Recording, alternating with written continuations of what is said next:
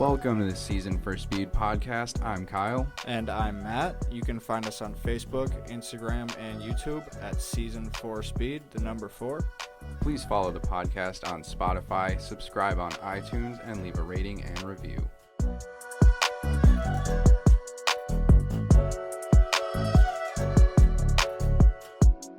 We've started off with a very good week. We got behind the wheel of some really fun cars this week to talk about. We just wanted to give right away a big thank you to all the owners that have allowed us to come out and drive their vehicles so far, and all the future owners that we actually have scheduled for upcoming weeks and people that we're going to be contacting in the future.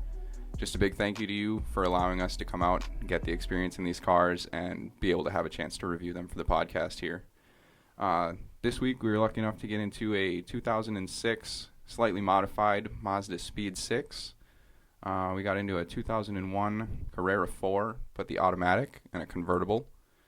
We also got into a 2008 S5 with the 6-speed manual, and we got into a 2019 BMW 330xi. So we have quite a wide range of pricing here and quite a wide range of who would be shopping for each of these vehicles. So the comparison was a little bit hard to set up for this one, so I think we're just going to start from... They are all all-wheel drive again. They're all all-wheel drive. That was a good part. But I think we'll just be starting from what was the least expensive that's for sale all the way up to most expensive. Yeah, it's going to be really hard for us to rank a car that costs $8,000 versus a car that costs $34,000. It's just not a fair comparison. And they're both just set for completely different driving experiences and for who would be looking for such different cars. The four that we drove are very... Yes, they're all-wheel drive, but that's pretty much the only thing that any of them have in common with each other. Besides the Audis. The S5 and the S4. We're not talking about the S4 on this episode. Yeah. That's next episode. We drove an S4 today, so that's why I got it in my head. An automatic one to be able to compare it to the things we have driven so far. That one will be a good comparison in next week. But this week we're just sticking with the S5 that we had. That's right. Okay. We'll just roll right in and get started on the first ad here for the Mazda Speed 6 was the least expensive one that we drove this week. That one's currently for sale for $8,000 on $80,000 Mazda Speed 6. That one's currently for sale for $8,000 on Facebook Marketplace. It's got 130,000 miles on it. The manual 6-speed transmission. He says he's at 8,000 firm on the car. He's got a lot of work into it, so it's not surprising that he is firm at the 8,000. It has that cool purple color, too. It does have a really cool purple color, and when he got these rims, he said that they were gold, and he color matched them to the body purple color, and it looks really good. It does look very good. They fit really well. They do. He says absolutely no rust, and he's not lying. We checked all the quarters where my Speed 6 was actually completely rusted out when I had mine. Where all Speed 6s are rusted out. It's just an extremely common issue with these. The quarters just go immediately. And this one, very clean. All the way around. Very clean, yep. Says it's been kept up very well. Some minor mods done. Motor has been cleaned and rebuilt. He said he resealed the whole thing, which is nice. It ran nice. It ran very smoothly. No machining done, just new gaskets and a thorough cleaning. It's a great vehicle, a bit more on the rare side, which is right. It is on the rare side. Especially for being that clean. There's only 2 or 3 of these for sale right now in the state. This one is not the highest mileage and also not the most expensive. Okay.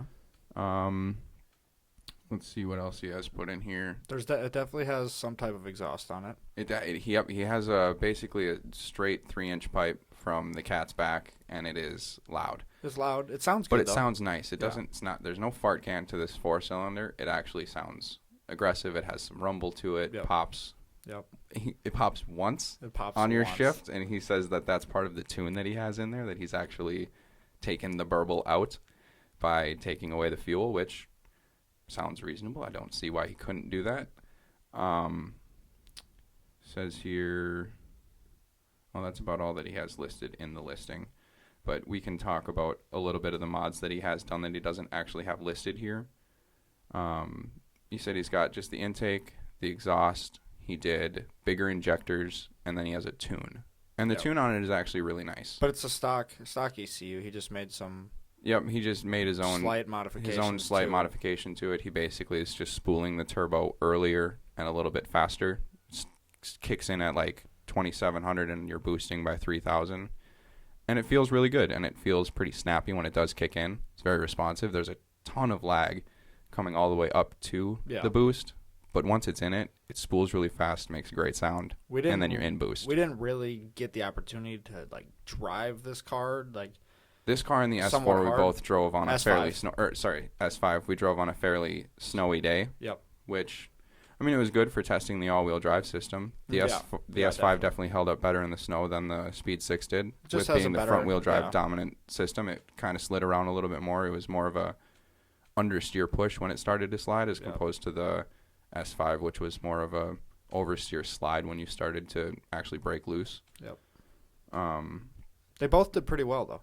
They both did pretty well. It stuck. When this one did pick up and grab through the snow, once you hit boost, it was powerful, and there wasn't the terrible torque steer that the 3 had when it hit boost. It should also be mentioned that the S5 had brand new snow tires on it, and this one had all seasons. That is very true. So that makes a big difference. And the snow tires definitely made a huge difference. Oh, absolutely. The S5 was not breaking loose at all. No, it broke loose once in second gear coming around a really snowy corner. Yeah. But that was it. It held composure really well. It gripped up. It moved. The all-wheel drive system with snow tires on that works really well. Let's see what else. I wish this one would have had snow tires so we could compare like directly, because those are two good cars to compare, I guess. Yeah, they worked. They're in the price range. It was about, the Mazda was half the price of the Audi, and I think you get definitely more than half of the driving experience out of it. You get a fun turbo punch. You're getting a good manual that he actually had a short shift kit on this manual, and it felt great. It was extremely mechanical, really clunked into gear. It was very smooth, locked you right in. Yep. There was no extra movement in it. Yep. It was a great manual. He had the right short shift kit put in there. It seemed very well maintained, the car itself. Yeah, it seemed like he really took care of this car right. It says here he's also got the downpipe in there. Yeah, this car was loud, but it sounded aggressive. Definitely. He had the right setup for his We heard him exhaust. coming when we met up with him. Yeah, as he was coming down the street, you knew he was coming. But it sounded good from It sounded really good for a 4-cylinder. So outside of his ad, just kind of the car in general, that's how we'll move through these. We'll read through the ad and really talk about what was related to his car and how it was related to his ad. Is his ad honest? I mean, if your ad is lying, we're not going to just sit here and bullshit everybody on the podcast. We'll talk about what your car actually is like.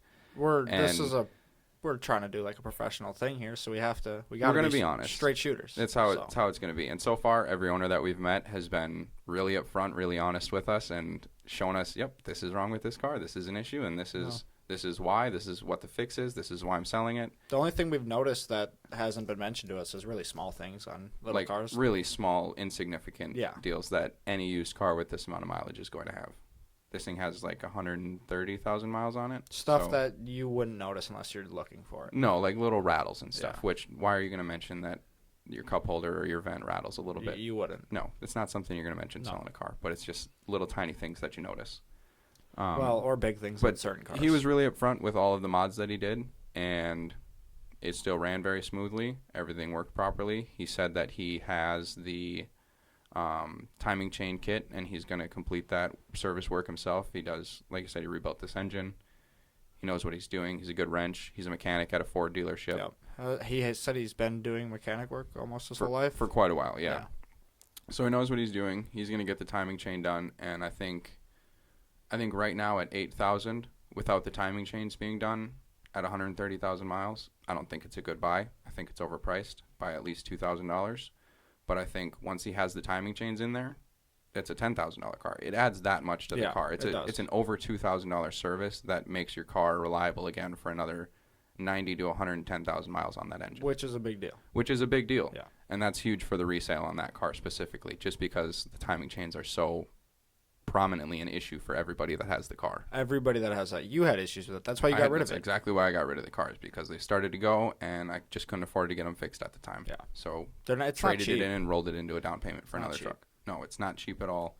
So him doing it himself and having that done freshly and not putting hardly any miles on it before selling it, that's a really good buy at $8,000. Absolutely. So I would just contact him, see if he's gone around to it yet, and I would definitely be waiting for that to be put in before buying the car. But once they are done, that's a solid purchase. Yeah. If that's the type of car you're looking for, there's not a cleaner one out there. It feels so much more responsive than The mine throttle. did. The Yeah, throttle. the throttle does. I Yeah. asked him if he had changed any of the throttle mapping to make it more responsive, and he said that he hadn't adjusted it, but it still feels far more responsive than the Speed 3 that we were in. And although it's been a couple of years since I've driven my old Speed 6, Yeah. I can still remember it being much more I responsive in his car. definitely enjoy driving the Speed 6 more than the Speed 3. Absolutely. Just because I like the all-wheel drive cars, though. Like, I like that in a car. Yep. And the difference you're getting also with the 6, even though this was lined up with the first-gen Speed 3, we drove a second-gen Speed 3 and noticed hard plastics all throughout the dash, all throughout the doors, in the center console, everything. Yep. In the 6, it being a 2006, this was the first year of this car being made, and it still held soft plastics all the way through the tops of the doors. The bottoms were hard plastics, obviously, but the dash as well, all soft plastic. The interior felt much more well put together and a little bit more luxurious than the Speed 3 without making you almost cocooned from the world. Like it didn't feel like a very numb car. No. The steering No, wasn't it was super responsive. exactly. Like, as It soon was- as you turn the wheel, you were going. yeah, the turn-in on the car was phenomenal. And very minimal rattling. Very minimal rattling, especially in the surprising. interior with all the shit that he has done to it. And the exhaust, like, that alone will make a car rattle. Yep. We heard that in the car we drove today. in the S4, yeah. Yeah, so. Yeah, let's talk about the inside of it then. The seats, very comfortable. These are the stock seats. They're pretty plush. They're soft. There's not a ton of bolstering in them. They don't hold you in very well going around a corner, but they're soft. They're a good, comfortable seat. They're not a very sporty seat. No. And, you know, you're only paying. It's a Mazda. So It's you a can't. Mazda. But it it's is an the affordable hottest version. But it's it an still affordable doesn't- sports car, Exactly. essentially. You know, it has, for being how old it is, it has a more modern feel, I would say. The whole center console and center stack and everything, it looks good. The orange dials is nice. The digital as you turn the dials is very nice. Yeah, the steering wheel looks a bit outdated. It feels a little bit thin. Yeah, It's a little bit hard. It's not the most comfortable steering wheel. I but do it's really not- like the cubby above the radio. Yeah, that's a good spot. It kind of blends well. I mean, there's a big clip to open it, which kind of stands out. But I liked having that in the Yeah, car. It comes definitely. in. It's useful all the time. Of course. You can get that turns into a really horribly outdated nav screen if you get the navigation package in those cars. So you're better off having the You're cubby. better off having no navigation and having that little. Does navigation package tray up there. improve the price nowadays? If you were to find one with navigation, would it be more expensive than one with the cubby just because of the navigation? I really can't imagine that it would be Any type of difference. any It's so kind of old and different. outdated. It's just it doesn't add anything to the car. If anything, I feel like it would make the car less desirable. It'd be because more that's just dated. it's just taking away like extra space you could use to store things for a screen that is probably no longer functional. You're never gonna use it. No, So it's an eyesore. it really is just a waste of space. I like the cubby better. The cubby worked well. It's very spacious on the inside, though. You know, It is. you don't feel cramped at all. No. The back seat comfortable. It's a lots of fairly headroom. large sedan. Not large. It's a good mid-size, but it's roomy on the inside. It's really roomy on the inside, and it still feels really small when you're driving it. Yeah, you I mean, feel you get skinny in you the get car. the feel, not luxury-wise, but size-wise, of something like, let's just, my S4. Perfect example. It feels the same, like roomy on the inside, like that does. Yep, it feels. But nice and outside the big. car is significantly smaller. Looks small. Yeah. Yes. Although your S4 kind of looks big and feels big. Yeah. This has a lot of On the inside, though, look this small, feels feel big. Yeah, this Yeah. has a lot of look small, feel big. Yeah. Which is a good thing. But that's just the feel of sitting it. That's not the feel of driving it. No, it driving feels like a small car. Very small, Yeah. which is exactly what you want. It's pretty light, isn't it? Yeah, I don't have the curb weight on that one pulled I up, think but I do. I'm Let me, hold on. pretty sure that it's gonna be I got it here. I got it. less than. What's your guess? I'm guessing under 36. Okay, let me. They're giving me metric. Oh, you are so close. Oh, You're really? right. What are we at? 3589. Okay, so not the lightest car. No, but It's probably the yeah, that's all-wheel heavier drive than that I. makes it That's pretty heavier heavy. than I thought it Yeah, would be. for feeling so small and being that heavy, That's and for how easy the car can turn in. that means they're and doing move. it. Yeah, they just did it right. Did something right. Yeah, it feels like your center of gravity feels pretty low in the car. You don't feel like you're sitting all the way up on top of it, even though you do ride pretty high. 105-inch wheelbase. Okay, so it's a little smaller than your S4. Yeah, but it feels smaller when you're driving. Yeah, it definitely feels a lot smaller than that even. I mean, it's not okay. So performance-wise, it doesn't come near. No, we'll talk about the driving Yeah, experience we'll now. get to that. That's the low end torque, it's not there until you're in boost. No. There's a ton of lag, and it's not because of his tune. Even without the tune, these cars are dog shit slow below your boost, but they typically don't get into boost until you're almost over 35 or 3600. He's got this thing spooling way earlier, faster, and kicking into turbo faster. How much feels really good. How much did this car cost brand new? Do you know? I don't know. I'll look An it up estimate? really quick here. Okay. But Well, for whatever it costs, you get 274 horsepower. That's a Governor at 149 miles an hour, and Five trust me, point- you can reach it. 5.70 to 60. Yep. I mean, it It's not feels slow. It feels faster It than that. feels a lot Yes. faster than that, but it really isn't the fastest car in the world. It's But- genuinely quick, but it's the same as like your Mazda, basically. I never had a Mazda. Or not your Mazda, excuse me, Maxima. your Nissan, your Maxima. Yeah. But 5.7 is not slow. No, that's a genuinely quick car, especially if you're getting a 2006 and you're playing around with a manual. And the best part about this one with the manual is how incredibly short the gearing is. Yeah, I bet you his was faster than 5.7. Yes, the way he has it tuned up. This car was only $28,000 brand new. So for 28 grand with a nice all-wheel drive manual, That would have been a really good buy brand new. yeah, for that is. price. If that's the type of car you're into, and that's what you can afford, that's actually a really good purchase, I would say. I think I would like this a lot more than the WRX. I want to get into one and drive one from the same year. I've never driven one of the same year. We drove a couple, but I think newer those were ones, 10 yep. and newer. 10, 12, and a 14. And maybe. when I was looking at the 2011 with that, so I was looking to buy one a while back. It would have been a dumb choice. I'm glad I didn't. But it was a 2011 WRX, like the rally red, like the bright red. Good looking red. Yeah, the super color red. is great. 5-speed. Tons of fake vents. Yep, tons of it. But Wait, it that only was had, only a 5-speed? I'm pretty yeah. I'm Oh, pretty sure. interesting. Yeah, Okay. yep. And it only had 20,000 miles on it. They were asking 20 for it, so it was actually a really good price. Okay. And this was in like 2017, so. But this was at the salvage title lot, wasn't it? No. This was at yeah. Oh, you went to the actual dealership Yep. and I drove actually the other one. That's correct. I actually tried to buy this one. Yeah.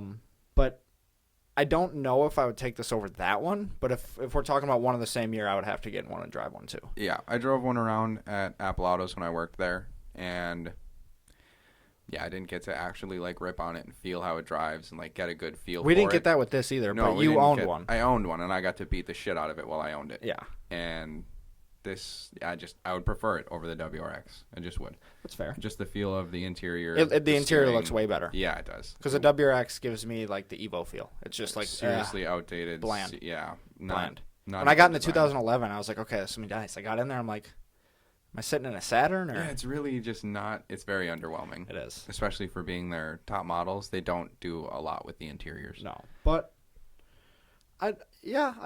depending on the driving feel of a 2006 WRX, I might have to agree with you. An STI, I would not. I would take wonder the how STI. the gearing is in those because I haven't really been able to ring the gear out in any of those. But in this one, so in your S4, second gear has got you almost 70 miles an hour.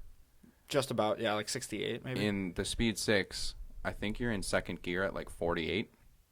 And See, that's a lot of you're shifting. That's what I love. I mean, that's what I love about this car specifically. When you're driving this thing around, if you're going in between 30 and 100 miles an hour, you're frequently shifting. You're second, third, fourth. You can tip it all the way into fifth sometimes. Yeah, see, I can go from 40 to 100 with One shift.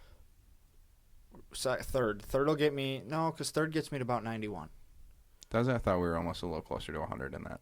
It might have been pushing 95, Okay. but it's not. It didn't It's- hit 100. Still, that's... But the very bottom getting of fourth. one shift. The very bottom of fourth. And with yours, you're also getting all of your power all the time. All the time. In this car- I can be going 40 in third and still have power. In this car, you always need to be in the top of your rev range. So you always need to be shifting to You got to keep keep yourself the turbo, in the proper you gotta gear. Keep the turbo Yeah, spools up, exactly. yeah. But like the short gearing in this car, that's what I love about it. It's a lot of fun because was it's fun. not the fastest thing in the world, No. but then you get to do a whole bunch of shifting and actually Yeah. really have a good time with the car. Once we actually got out and going in this car, it felt good. Like the ride quality of it was fairly smooth. I can't remember if he said he had coils on this or not. Remember I if don't had think he did. coils? No, I don't. I think I it was don't stock think- suspension. I think He it had was- spacers. Yeah, he had spacers in it, but the car still rode very comfortably. And I remember that about mine when I owned it, is that once you got on the highway and you were really cruising, it was a really comfortable, soft ride. Oh yeah. Let's see what else I have written down about this thing here. I just said that the car overall felt like a very tuner car. It's not refined. Nowadays, that's kind of what it is, though. Yeah. They're Mazda. I mean, if you look at Mazdas, they're not luxury. Like, hey, it's RX-7s, RX-8s, slam tuner.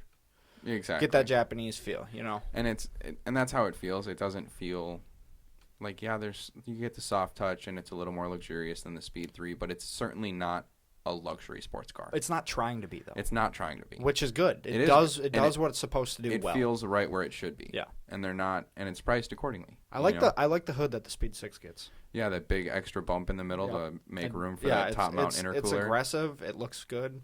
I wish there was a functional scoop on it to go to that intercooler. That would be way cool. The exhaust coming out of the bumper is kind of cool too. Yeah, how it has a nice cutout. Yeah.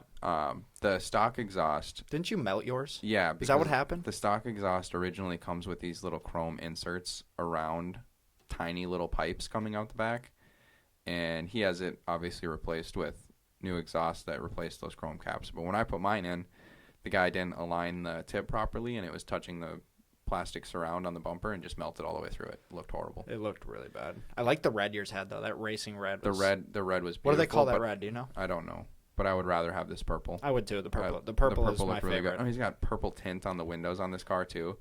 It was a little over the top and like with the interior lighting way over the top, but if you're into that kind of shit, it was really cool. It was a clean setup. The tint was actually done properly. It's unique.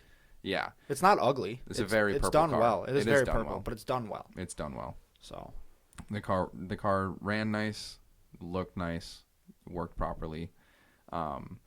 We weren't getting. I can't remember if this car had the engine light. Was this the car that had like an O2 sensor light on because of the exhaust? Yes, that was. I believe that was this. I believe that. And I think that was the only, really the only indication when you're driving it that the car was not stock. You didn't. Other than the noise. I mean, if you were just cruising in the car, low RPM, smooth shifting, the car still feels like a very drivable car. It is a drivable car. Yeah. So. But then when you get into it, it gets fun. The boost starts kicking in. You get a big shove of torque. It's a fun car to drive. He's got it tuned really properly. For $8,000, when the chains are done, it is a good purchase. That's a lot of car for $8,000. It is. And I don't think it's pretty low miles. 130,000. It's not. Yeah, it's not the worst. For how clean it is, though. Yeah. I think they did, when I traded mine in, I traded it in with the rusty quarter, and the chains were about to be shot. They ended up snapping my camshaft while trying to put in the chains, which, sorry, sucks for the dealership. They had a hard time with it. I think when everything was said and done, they sold my car with 121,000 miles on it for like $9,000. Really? After the chains were done and they fixed the rust. So this is right. This one's sitting right here with no rust and the chains done. And it sold pretty quick, didn't it? And it sold really quick. It actually sold to somebody out of like Utah. They flew all the way up to get it.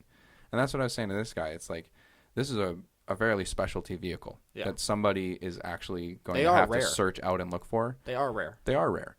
But like, nobody's going to pay $8,000 for a 2006 Mazda with 130,000 miles on it unless they actually know what it is. You know, this is a car that needs to be sold to a buyer who actually knows what they're getting. Yep. Not just somebody looking for a manual data. And it's not like ridiculously overpriced. It's just no, not at all. That's just what these are going for. It's not for everybody. No, it's not. But it's affordable power. That's what it is. Yeah, I mean, my parents actually used to own a Mazda Speed 6, and Oh, that's right. Yeah, the gray one. No, it was orange. It was like bright orange. The orange one was a Speed 6? No, it was just a 6. Oh, okay. I was going to compare that to this, though. These are noticeable. Like, the orange looked good. It was like, okay, sporty, but I was also a little kid. Mm-hmm. But these are noticeably more fun. And, like, the performance upgrade you get from the 6 to the Speed 6, I believe we actually had a 2006 just Mazda 6. Yeah, because you go from that naturally aspirated dog of a V6 to this nice turboed four-cylinder. It's noticeable. Yeah. This is actually the engine that eventually got modified and turned into the EcoBoost Mustang engine, which is disgusting. It is disgusting, but this is where it kind of came from. Which means it's a good motor. It's a good motor, but it's disgusting that they put that in the Mustang. Take care of the chains, and it's really reliable. Do the Mustangs have issues with chains though? I really don't know. It's not something I've ever looked into because I don't care about an EcoBoost Mustang. I don't either. Not one bit. No. Yeah. So good car. We enjoyed it. Worth the money once he has the chains done. Got anything else on this one? No, I definitely enjoyed the ride as well. Honestly, this is going to be weird, but because of the specific car that we're talking about next, it was a 2001 Porsche Carrera 4 convertible all-wheel drive, correct? Right. It's supposed to be a luxury car, in essence. In a sense, yes. Yeah. The Mazda interior did more for me than that one did. Design-wise, I think even. Yeah. I think I even liked the design and the layout of where everything was placed in the Mazda better than the Porsche. Porsche. I think a 5-year span is close enough to compare. But then, yeah, like you look at, so this car that we drove here. Let's go through the listing first, and then we'll really get into the different options that would have been available that weren't on this one. So, our listing here, it was a great car. We, on this show, don't really like gray cars or silver cars. It's just very bland. But I'll start off by saying the paint on this one, it was he good. actually fixed it really nicely. He said that when he got the car, it was in pretty rough shape paint-wise, and he went through the whole 3M, 3-step process of redoing all of the buffing and polishing on the paint because a shitty job had been done before. And you can still see the deep old set in some of the swirl marks, but he got all of the fine scratches and the real swirls out of the paint. It looks, you stand 5 feet back and the paint is clean as can be. It's 20-year-old paint. And it looks great. It does. He doesn't have any rust going anywhere on the car. Nope. It's a Texas car, brought it up out of Texas, but the car was really clean, and he did a great job really bringing this paint back to life. Even though we don't like gray, he did a good job with this. No, he did. I mean, and we're not sitting here bashing him for having a gray car. No, you can't, but that's just our personal preference. Just don't like gray. It's just bland. There's just not, it's not exciting. Get a color, or white. I like white. Some people who say get a color don't like white, but I like white. White works on some cars and not others. I enjoy white because of what you can do with your accents. Exactly. Anything you want. It opens it's like having a black car. You can do absolutely anything. Opens the door. It's great. Yeah. Honestly, though, gray, you can do that as well. Somewhat. To an extent, depending on which gray or silver you have. Yeah, exactly. But it won't look as good as a white or a black car with those accents. No, not at all. Unless there's rare instances. Yeah. Like Nardo gray. On certain cars, I don't like that you see that everywhere now. Every VW, Audi, Jeep, Toyota has one. Everything. Ford on the new Raptors. I think even the new F-150 you can get optioned with that goofy slate metallic. It's like shiny primer. Yeah, it looks good on a some cars look really good. Car. The RS, the Focus RS looks really good in that gray. The RS3 looks really good in that gray. RS3 looks really good in that gray. You know what color is really cool? The new like Chevy teal blue that they have. Oh, yeah, that really metallic. Yeah. I can't remember if that's a 3-stage or not, but I do know what color you're talking about. That one looks great. It's like I don't even know how to describe it. I think Jeep's teal is definitely better. Have you seen the kind of deeper? I don't think I've seen that. Oh, it's a really good teal that they have going on their Wranglers right now.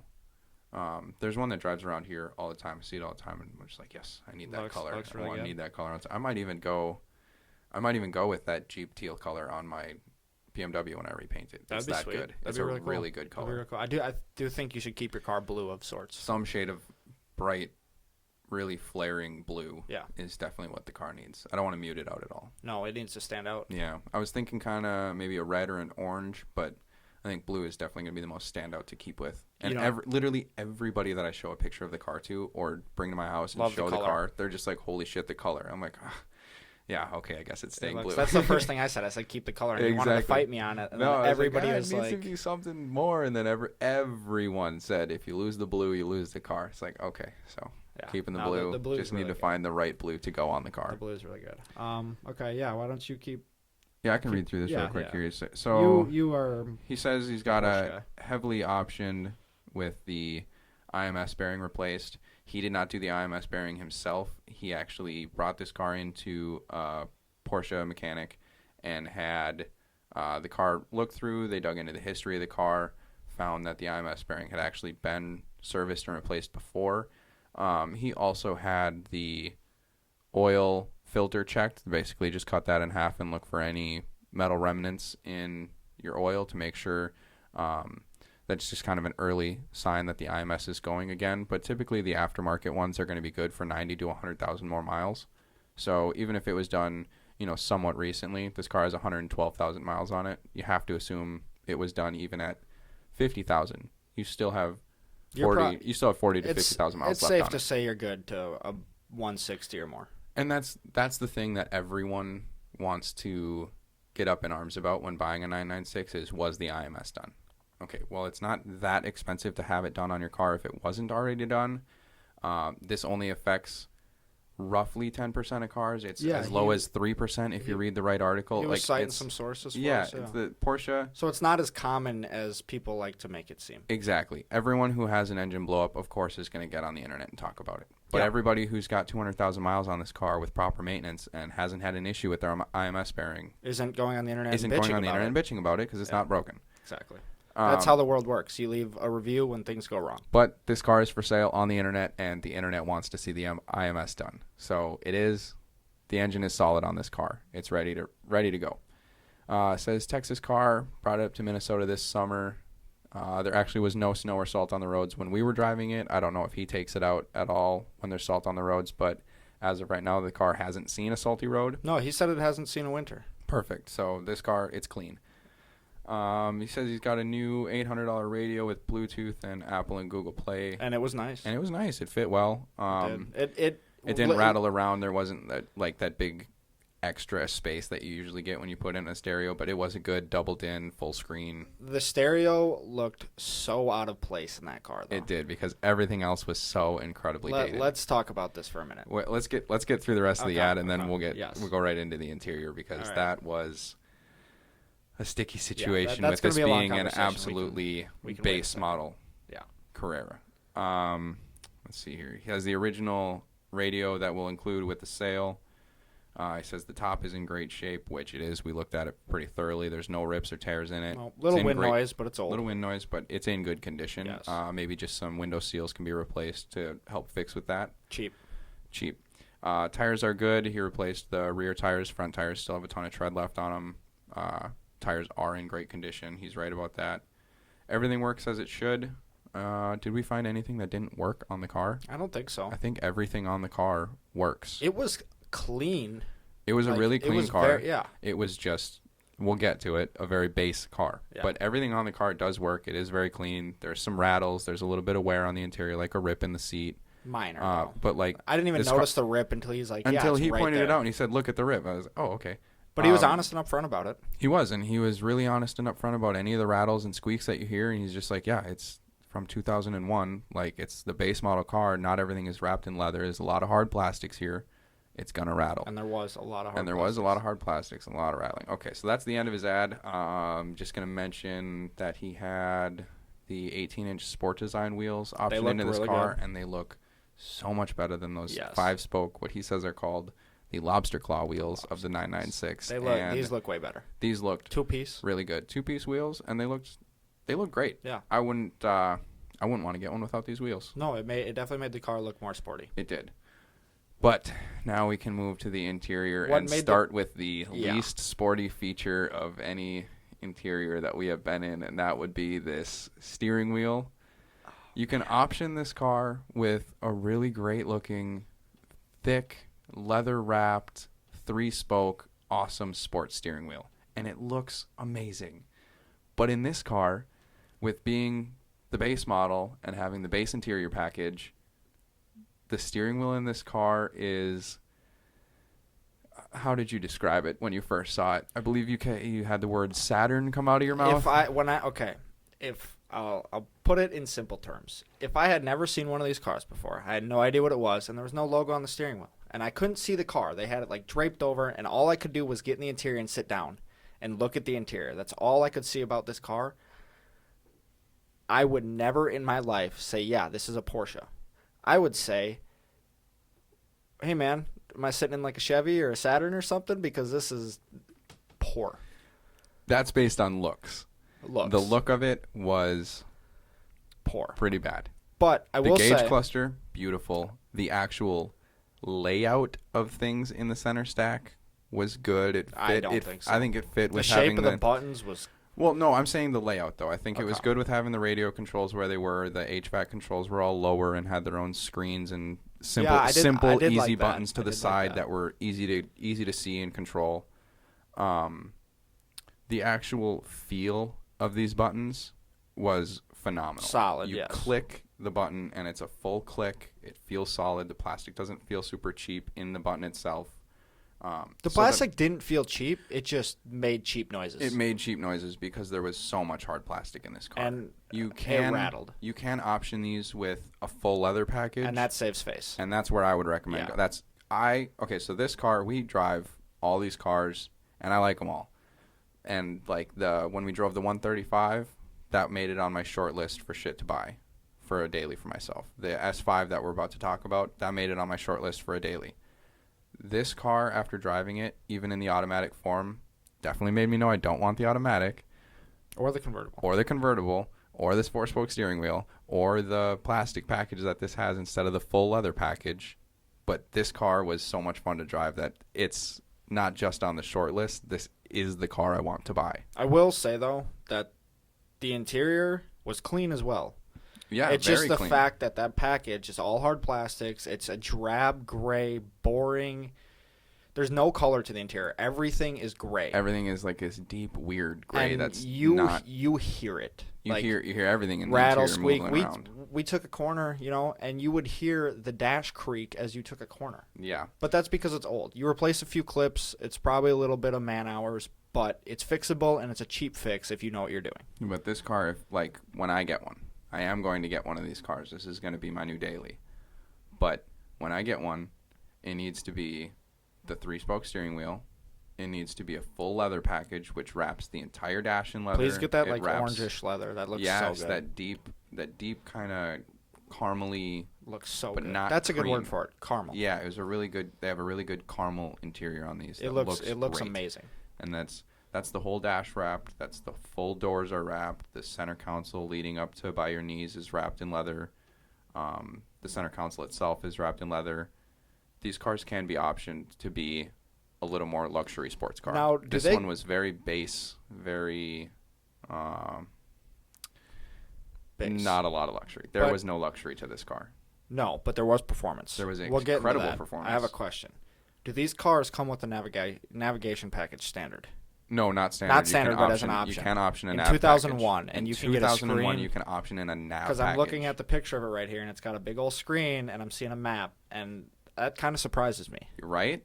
So when you actually option these cars up the right way, it's a completely different experience than what we were just in, and I can't wait to get in one and drive one before I actually really decide on buying one. But just based on this and based on seeing the other options available, what you still got out of this one being the most base just makes me that much more excited to get in one with the better options and better features. Now, with that said, I would never buy the nav package in this car unless I have to get the other package that I want, and then I just replace the radio. Replace the screen, yeah. Because it's going to be extremely outdated. So what I would want is What he had. This car had the nav package originally. His did? And I believe so. So from what I've been able to find is that when you get the nav package, it moves your HVAC screens down to the bottom like that. Okay. I've seen a few.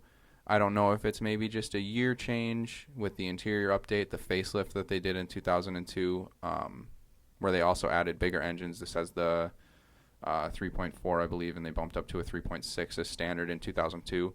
I don't know if that had anything to do with the interior, but yes, the cars that I see with the nav package have the HVAC controls down low like that, and the ones with the regular radio have them kind of up in the center. And I think I would prefer to have one with the nav. Excuse me. I would prefer to have one with the nav package because I like the placement of the HVAC controls down low, and it'll make it easier for replacing with a nice double din like he has with the Apple CarPlay. But that is necessary when you do it. I feel like it would be. Yeah, if you buy the car, it is necessary to replace it. It's really dated on the interior. A screen from 2001, man. But like the shape of the vents and stuff kind of above where the radio is doesn't really play nicely into this big sheet covering that kind of swoops over the gauge cluster.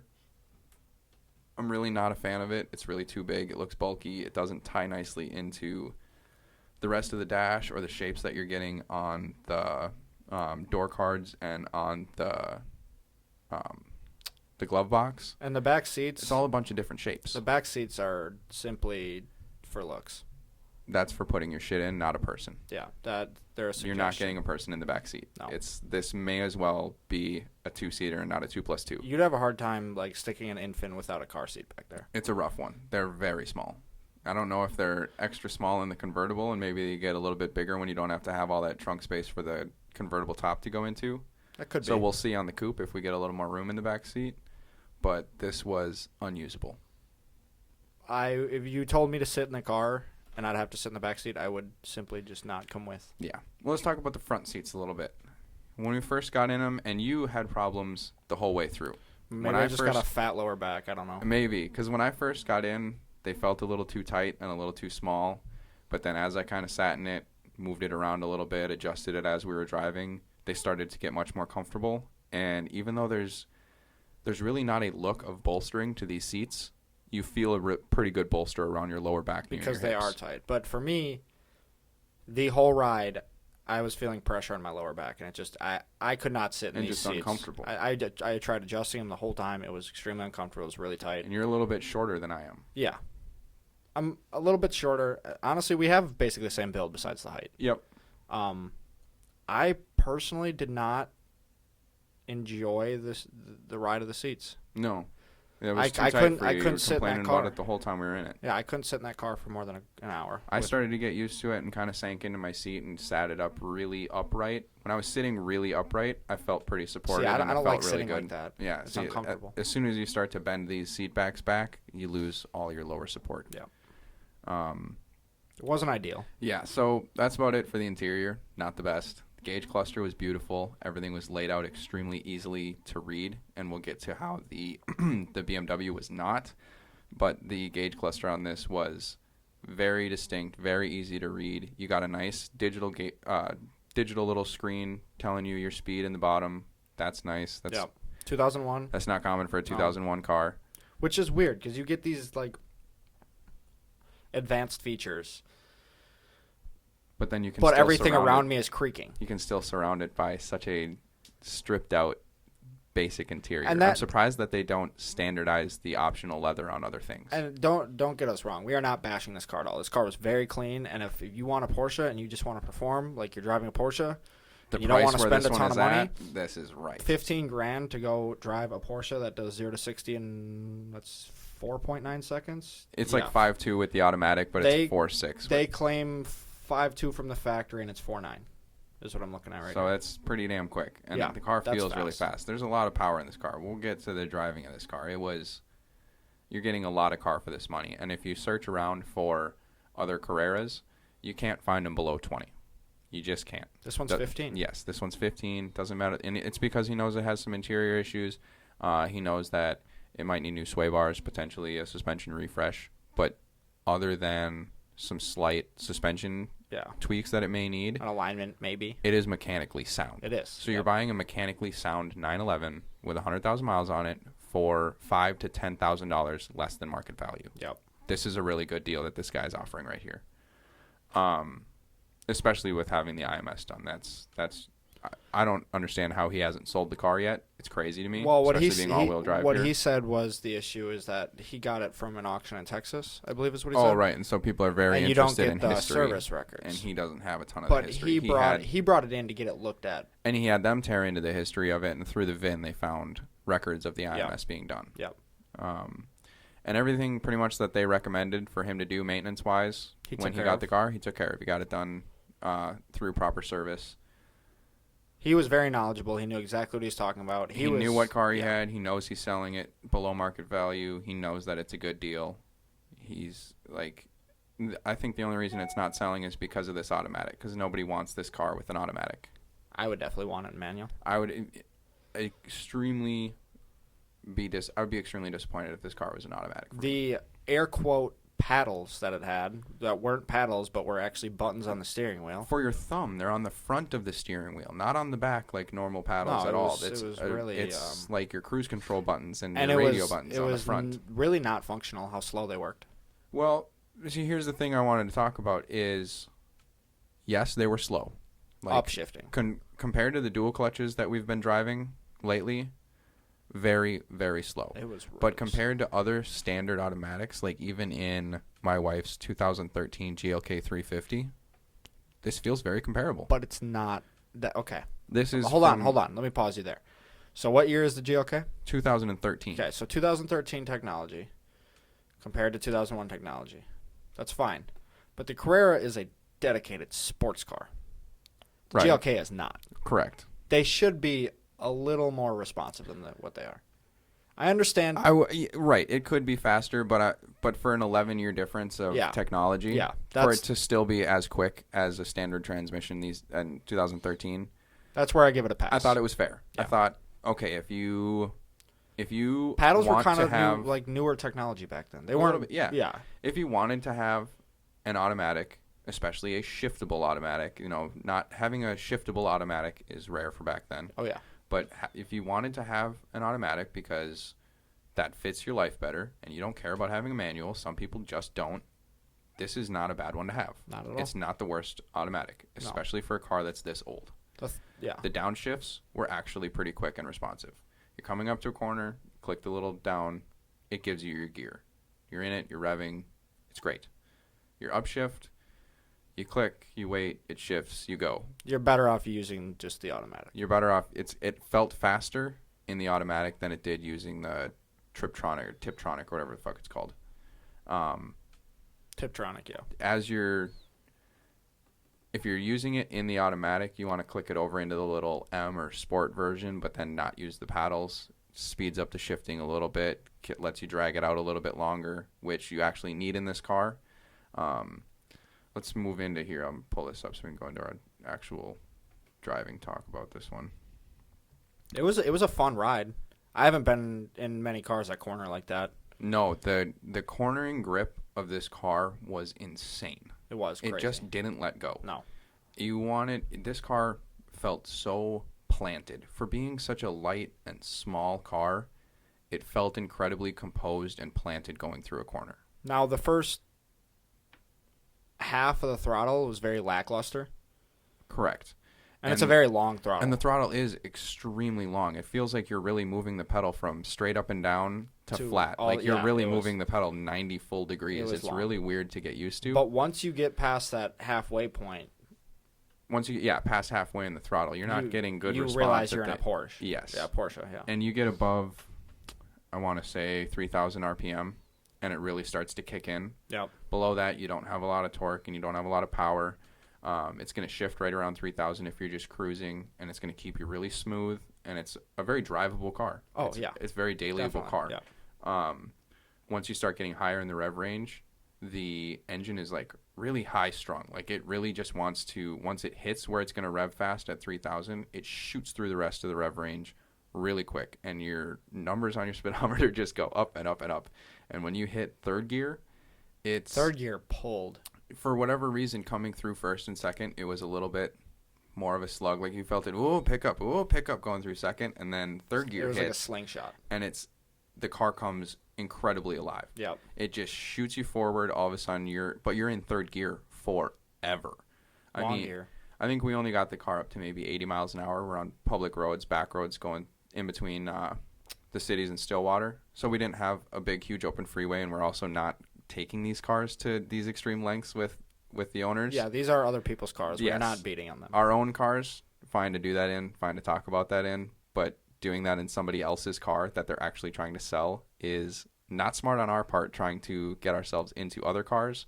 So we can't really talk about where that high-end power is because we don't really go to find that. No. But just driving this car, you can have so much fun in between like 40 miles an hour and about 80, going through a nice curvy road. If you're keeping your revs up. And it basically stays in third gear all the time above that rev limit. And third gear is nasty. Third gear on that car. is extremely responsive. Yep. It hits you hard. It gives you a really good pull. It was fun. I did enjoy that. The steering in it was so incredibly tight. When you're just driving, you can feel everything that's happening to you. Every little undulation and bump and rip in the road, you felt through the steering wheel, and it would move it a little bit, and you kind of Might have wiggle something to do down with the road a them little skinny bit. tires too, though. Could have had something to do with the tires. Could have had something to do with the sway bars maybe not being But as tight as they could have feel been. bad. But it didn't feel bad. It felt like it needed an alignment. No, yeah. But that's that's easy. It's $100 if But that. the steering itself was still Yes. incredibly tight. Yep. There's no dead zone in the middle. As soon as you tweak the steering wheel, you You're feel going. yourself Yep. moving and turning. You're into going the that corner. direction. Which really translated well into the turn in. Like the car is super short, super low, really light. Of course, it's going to have great turn in, but you still feel everything as you're diving into a corner. Every little bump that you get, like these roads that we're driving on, are not nice. And it's like winter. This car didn't have a very smooth suspension ride. No, you know what but I mean? it's you not heard the meant bumps to and stuff. be hitting bumps and potholes and ice and wind. It's not what No, it's made exactly. for. But it still felt so composed. It did. And it felt well going through these corners, and the response that you get from the car. The car tells you everything that is going on. And we haven't really felt that as much in other cars.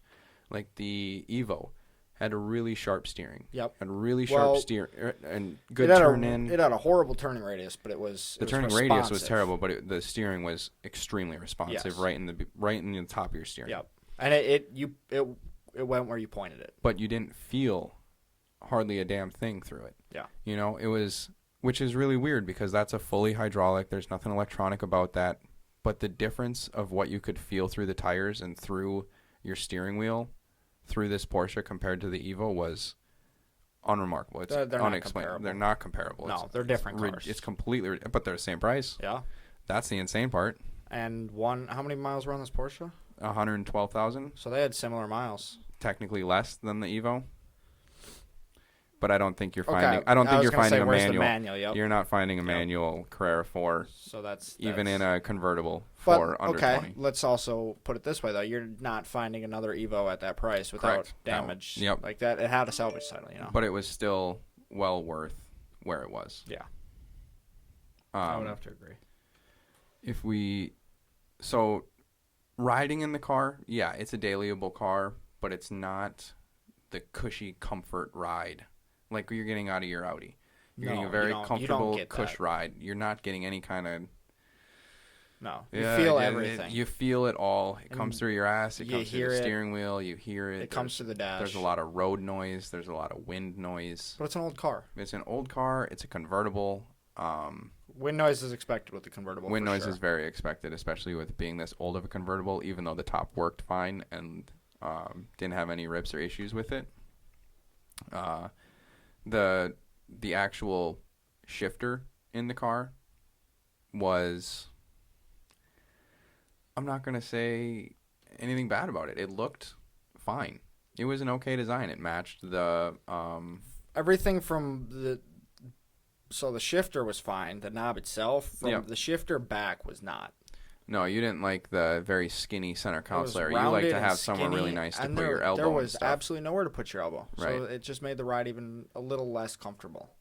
And you'd think that if you're in here, like this is a driving car, you'd want it to be practical for driving. A place for the elbow, like... For taking a decently long road trip in. Yeah. Something that you're going to really enjoy spending your time in. This was... It's a cruiser. But this felt really raw. Mm-hmm. This felt very... This specific one with this package with the convertible top, I think is a nice weekend go for a good cruise car. Yeah. I don't think it's a good daily car, No. even with it being the all-wheel drive. But that's not what it's trying to do either, though. Well, 911. Well, yeah, it is. The 911 is supposed to not convertible in Minnesota. Not a convertible in Minnesota, but the 911 is technically supposed to be the ultimate everyday driver full sports car. Maybe in 2001. And this doesn't fit the bill today.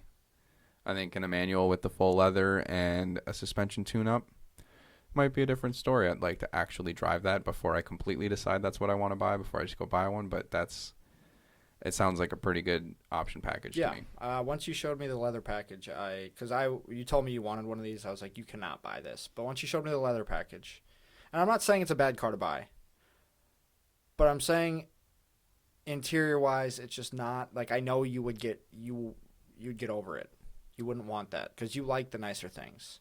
You tell yourself you don't, but you do. Right. At some point, once you've been in it for a while, you're like, oh boy. you're gonna want something a little bit nicer. Exactly, because you get out I'm of that. not huge on the interior stuff. You're a No, little bit. I'm like the yeah. technology and stuff more. To an extent. I like the feel I want of it the to stuff. look- I So want yeah, it to you want look it to nice. look and like be nice and Aesthetics. modern and aesthetically pleasing. Yes.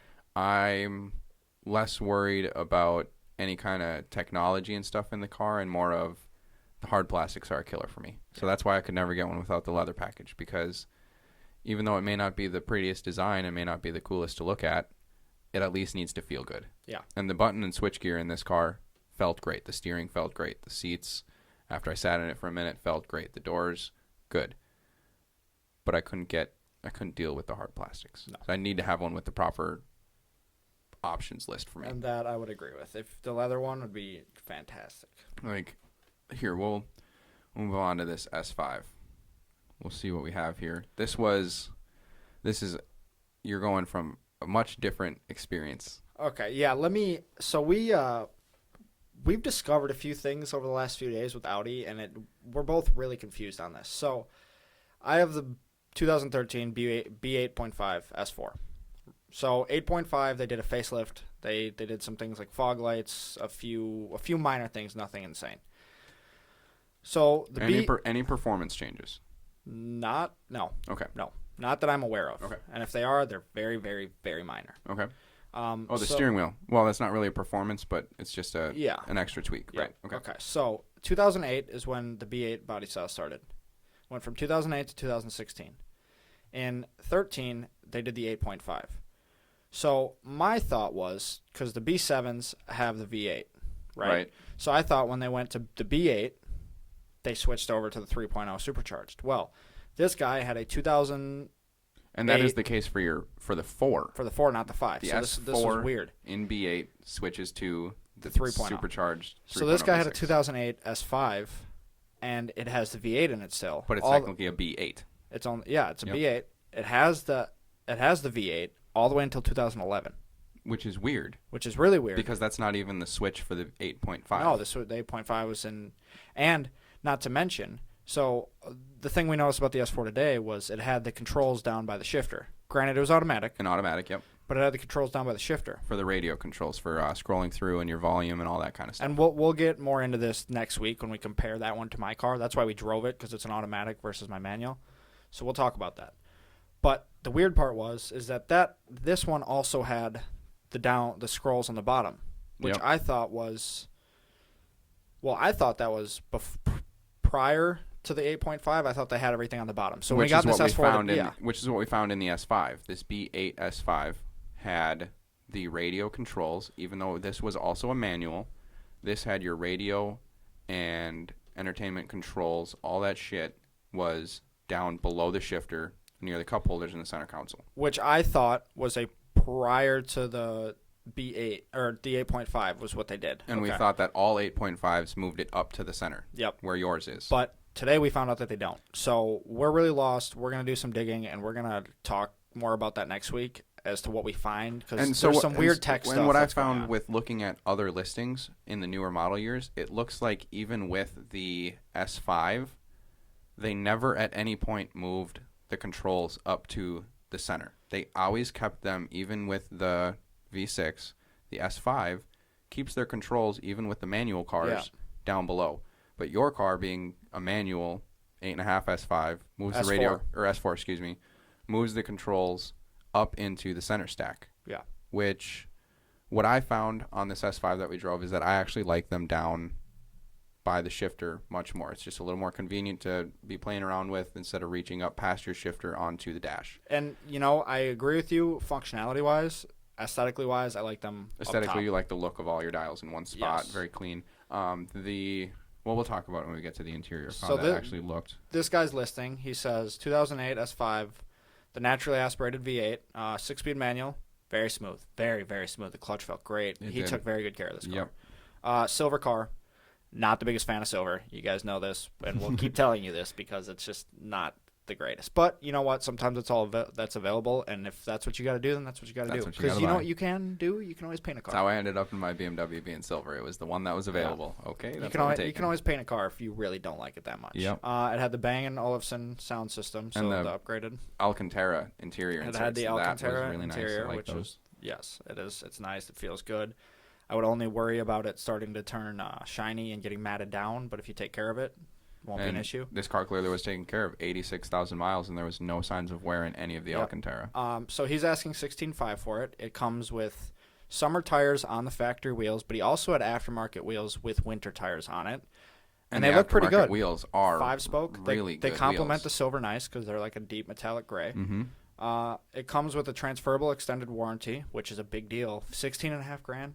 Because I don't believe he's had the chains, the tensioner done on this car yet. No, I don't think so either. And So- that's a big deal on the V8s. It's a really big Yes, deal. so You need to get that done. transferring this warranty over is a huge portion of his sale listing that really sets this one above the others. Yeah, absolutely. He had LeatherTech floor mats, which I don't think that was an option at the time, but to get them put in, it's like $400 to get some brand new ones. Yeah, something like that. They're So not they're- cheap. Yeah, so that's a Got nice good mats. little bonus. And they're not doing the WeatherTech thing where they fold on the edges, so he actually cleans these often, and they still fit well. Yep. So it's a nice little bonus. This car was super clean. We'll get into that in a minute.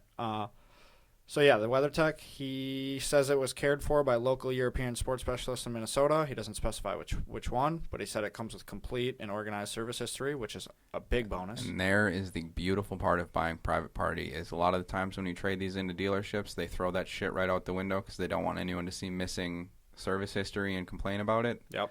But private party, everyone wants to show off their service history, and this guy has a great service history to show for this car. I would have to say, besides the 2019 BMW we drove because it was brand new, this has been the cleanest, most well taken care of car we have seen. Easily. How many miles are on it?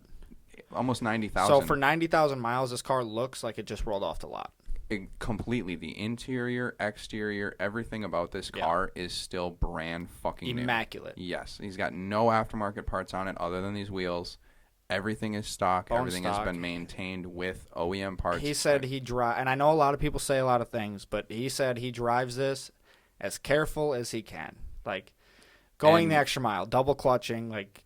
And I really think you can tell because I don't remember when he said the clutch was done last on this car, but it still feels brand new. It feels babied. It feels different than mine, which I thought was really weird. Yours really has like almost 3 different points in it His where was it just will like grab top and at bottom. a less aggressive, Yeah. more aggressive, and then a really aggressive snap See, at the end of I'd be yours. curious to see if his has the rev matching, and that Right, might we be were- why there's different We stages. were playing around with that in yours today. You can let Matt's in his B8.5 S4, you let the clutch out about halfway, and the revs will shoot up to about 500 or 600 RPMs below where the gear is actually going to grab at.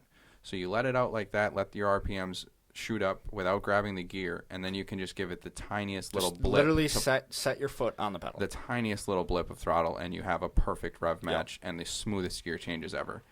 This car, I don't know if it has. I wasn't that. even looking for that. I forgot to look for it. I didn't really pay attention to it, but it still felt very smooth. We also drove this while it was snowing pretty significantly, Currently snowing, yep. and it was impressive. It wasn't. Excuse me. It was impressive with the Michelin X Ice winter tires he has on there. This thing held its grip through the snow. Yeah. This would be. That's why I said this one made it to my short list for buying a daily, is because of how this car felt, especially compared to your S4. It has a shorter wheelbase. It is smaller. Slightly shorter wheelbase, I believe, by like 3 inches. I think it's the same ride height, but the roof is closer to the ground.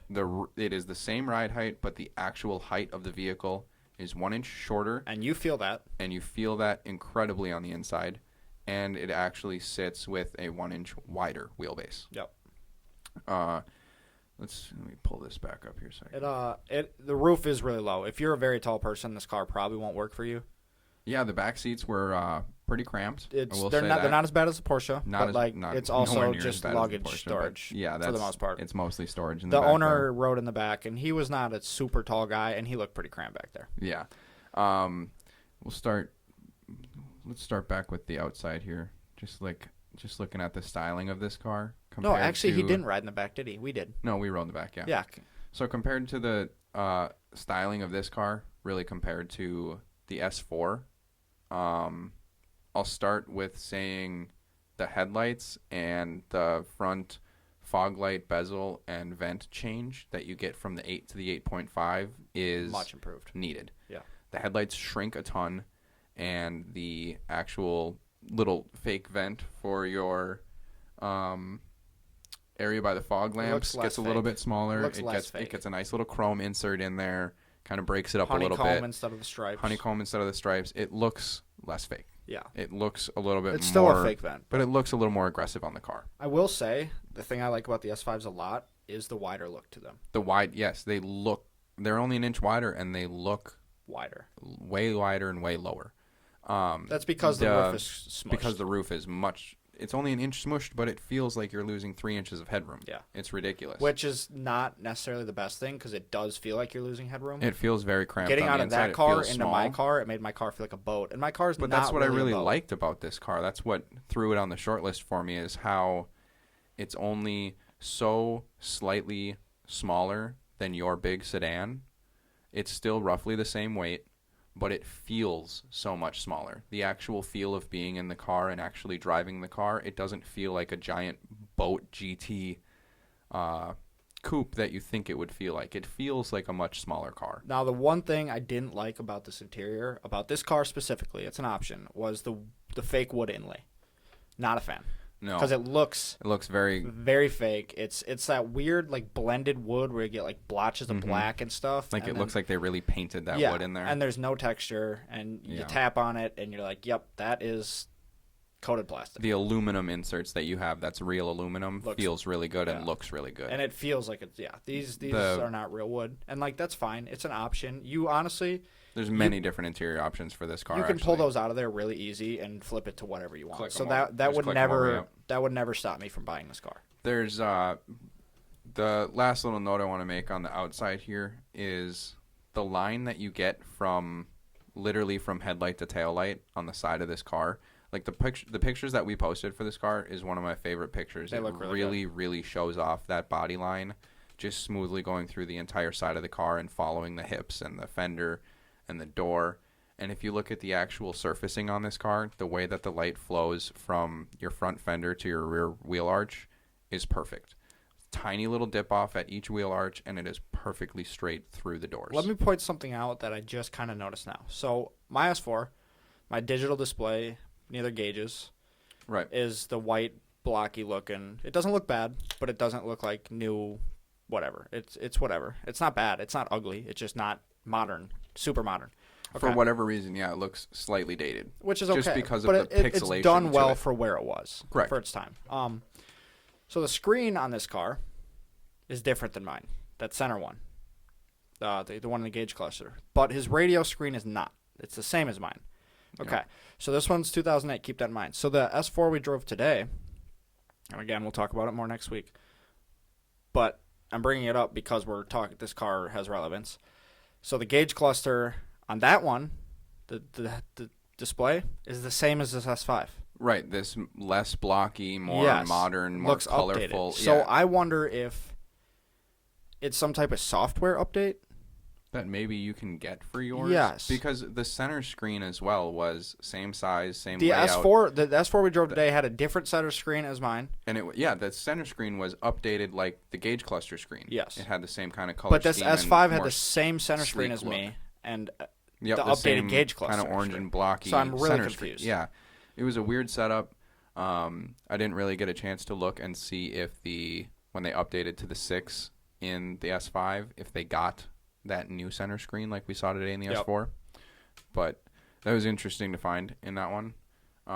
It's interesting to see that 5 years prior in this car, it's still got the same main center screen, and it has really more weird. Updated gauge cluster screen than yours did. I'm really confused right now. But you're right. On the inside though felt the same as your car. Same soft plastics everywhere, the same nice leather, the same feel to all the buttons. Everything still felt very solid. Audi makes very solid cars. They do. Their interiors are just phenomenally put together. Yeah. The interior felt so there was no creaks on anything. Except for that weird little plastic piece in the door that they all have. They all have this plastic cover that covers your screws to when you actually take the door card off. and It gives you a little creak when you push on it. clipping that back in, you're never going to get those clips to go back in without bending the little metal tabs a little bit. So they have a little bit of play. They have a little bit of creak. But only when you really push on it. I'd assume he's replaced speakers in this car the same way you've had to No, replace yours. no, he said he's had absolutely no issues. And then I was Really? like, hey, man, I replaced 2 of them in like 4 months. He's like, what? Really? Okay. So maybe he's that's just good not to like hear. rocking out like I am. Okay, that's fine. You're just blowing your shit up. Yeah. I need to get the stage 1 or stage 2 upgrade on the sound system. Yeah. Well, get the bigger subwoofer. Oh, yeah. Because they do have a subwoofer in the back. As an optional package? Or you have it? No. Actually, I don't know if it's optional. I think there is one sound system above what I have. I have the Bang & Olufsen too, but you can go on like ECS and get the stage 1 or stage 2 sound package upgrade. Okay. And it replaces all the speakers, the subwoofer, everything. Nice. Yeah. But yeah, I mean, nice for $1,000. Well, worth it, kind of. Yeah, if you have that money to blow on the sound system, sure. Yeah. I'd rather put that into performance at the moment. Exactly.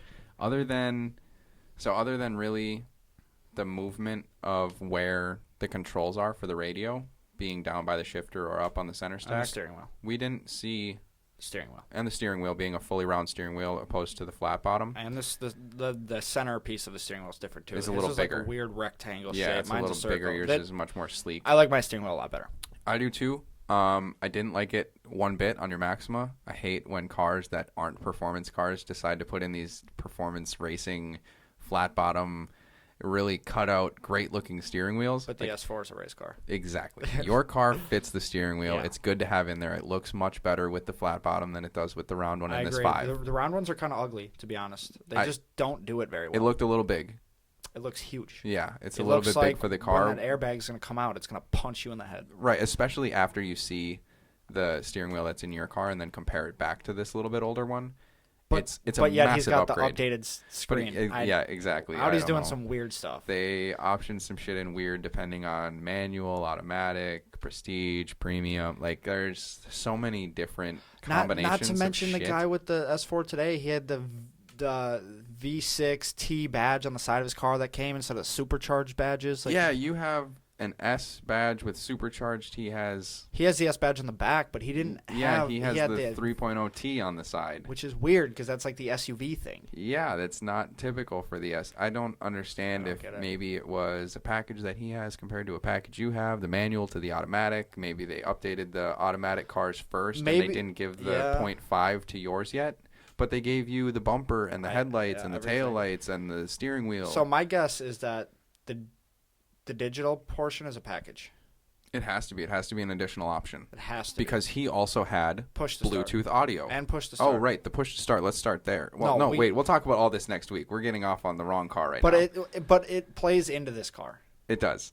And this car being much older than your car, Not that you can much get older. right, but you can get in a car that's 5 years older with similar mileage And have in the the V8 same. instead of the 6 and have the same interior Now experience. the V8 is slower and less reliable, but you get that V8 sound. Right, let's move down to our driving here. Okay, so we'll start with low-end torque since that's such a noticeable advantage that we love about your car. Oh, you power 24/7. Power everywhere. The supercharger gives you a nice torque shove in the back of your seat. Doesn't matter what gear you're in. Doesn't matter what RPM you're sitting at, low, high, anywhere. The torque is there. You get it. Yep. In the V8, it was very progressive. It didn't want you to give you any power down low. It wanted you to really ride through the gears And that's how get Audi to the V8s top. are, though. They build. We were just watching the video before this, a YouTube video before we started this podcast, and they were talking about the RS8 actually, or RS5, same year, but the RS5. And they were talking about it. Like the V8 sounds absolutely incredible, But still having a lack of power but down it had low. lack of power down low. Right. And that's the just- RS. So you're obviously going to get that in the S as well. And that's just your naturally aspirated versus your supercharger. Yeah, and it's not slow. Like it does. It's not slow. As soon as it picks up, it starts fucking going. This actually, the For- 5 with the V8 and a manual still has the same 0 to 60 time as your supercharged 6 with a manual. No, it is 0.2 slower. This is 4.6 manual. 4.8. I'm looking at it. Motor Trend got theirs to 4.6. Oh, well then maybe 4.6 with the manual. it is a little bit lighter, It is smaller. tiny bit lighter, a Smaller. little bit shorter. Yeah. So it has a little bit of advantage going to it there, which you actually do feel through the steering. It still has the same kind of numb dead center and it doesn't want to immediately rip into a corner that your S4 has. It's still like that in this S5. Even though it's shorter, there's still that little numb dead spot in the center, but it still feels, this actually feels, you feel the shortness and the little bit lighter. Yep. You feel that as you start to go into a corner, and then the steering gets nice and tight like it does in your car as well as you get deeper into a corner, and then they start to feel really similar and the same. Yeah. It's that just that little initial bit of easier turn in where the car starts to feel a little smaller. That's pretty much the only place. I do want to I just want to say this, is that I'm looking at this here. The factory claims 5.10 to 60 on the S5. That's what the factory claims. I'm not saying that's what it does. The factory on my car claims 4.6. So I don't know how accurate, because 0 to 60 numbers are different when you look at any website. Mm-hmm. So if we go off factory numbers alone, it's faster, and honestly, it feels faster in the driving experience too. But on paper, if you're running a drag strip and you put them next to each other, they're probably going to be pretty close. Yeah. It's not.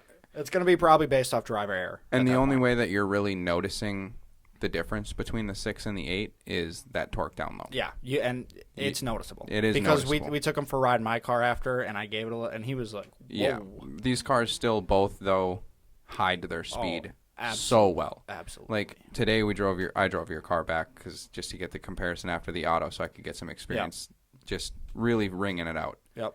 And your car going around the corner at 100 miles an hour still feels like a corner at 60. It hides it very well.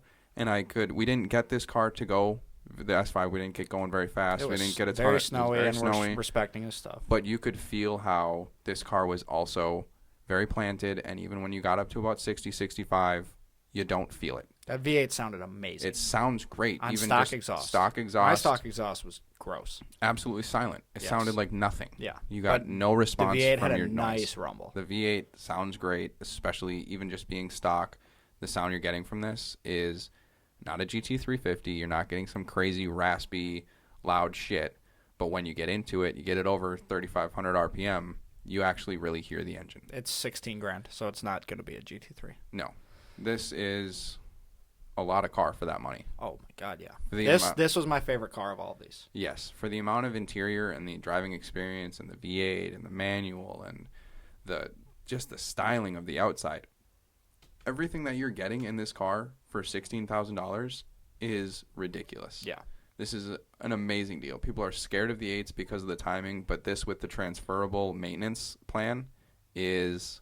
We don't know if it covers timing, but if it does, it's worth picking up. I'd look into that. I'd look into it and see see if the warranty is able to cover that.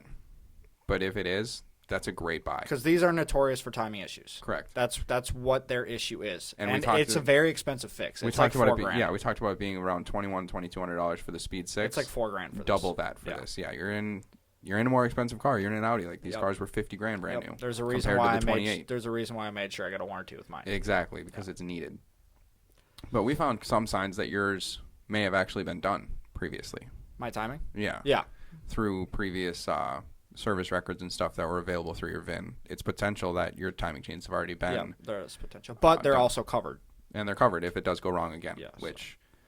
And the thing is, with the timing on the supercharged engine versus the timing on the V8 is that they're both going to have issues. The supercharged is the guides, but the issue with the V8 is it'll blow your fucking motor up. Yep, it's an interference engine. So it doesn't necessarily pistons are going to shoot into your valves and destroy it. Yeah, the supercharged engine doesn't necessarily have that issue. The only time that it really is going to blow your motor up is if your chains are slapping around for a long time. Yep, and you get a lot of time before then when you know that they're starting to go. You get a nice little rattle.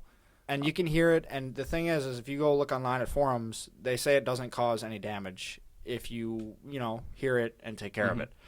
If you start hearing it on one of these V8s, you better get on top of it because you're going to lose your car. One more thing I wanted to mention about this engine is I did not expect it to be as responsive as your supercharged 6 because when you put your foot in the floor while you got the clutch down in your car to try and blip it up, get your revs to match. It's fast. So incredibly fast and easy. You move the revs like it's nothing. Yeah.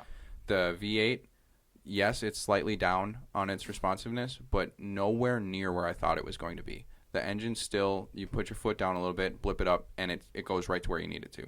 It's quick, it's responsive, it's not like a typical naturally aspirated V8 where you're really putting your foot in it Yeah. to get that rev to shoot up. It's just a nice little flick. If I had to choose, I would go with the supercharger just because of the performance. But if we're talking on sound alone, I would be taking that V8 home. Sound alone V8, but yeah, the performance of the 6 with that torque shove that you It's get, noticeable. the actual power delivery through the 6 is much, much better and much more desired. I would rather have the 6 as well. And it's more reliable. And it's more reliable. It is a more reliable engine. It'll cost you more money, Mm-hmm. but it is more reliable. The gearing in the car in the 8 is still the same gearing was similar, as yours. yeah, You were still getting, I don't know if it's the exact same, but it's very similar. but you're still well over 60 in second Yep. gear. Yep. The road noise and shit in that car, same.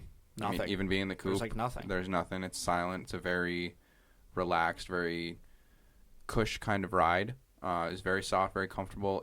It feels small in the driving, but in the ride comfort, that's where you start to feel Like the you're big in a- GT yep, car come. yep. Is that it's comfortable like a giant GT, Which is what I want. but I it want drives a nice like a middle small ground. one. Yeah, this was a very good middle ground car.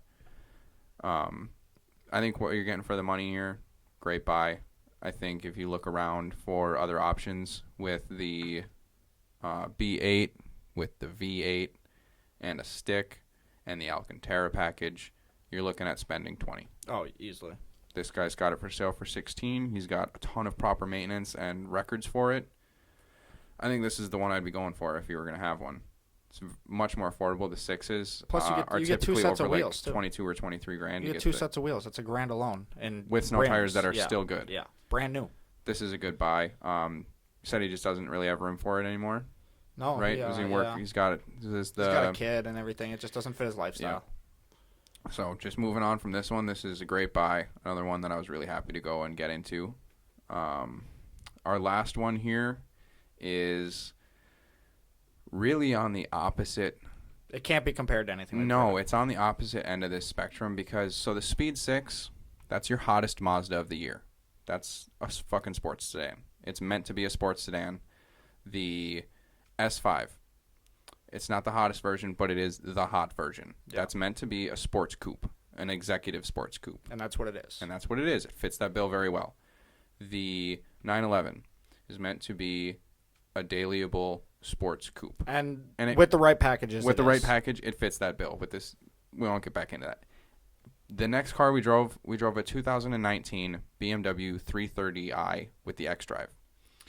What BMW used to be, they kind of lost it with the F body cars. Now they're into the G body cars. When they designed the G chassis, they designed all of their non-M sedans to be focused on relaxation and convenience.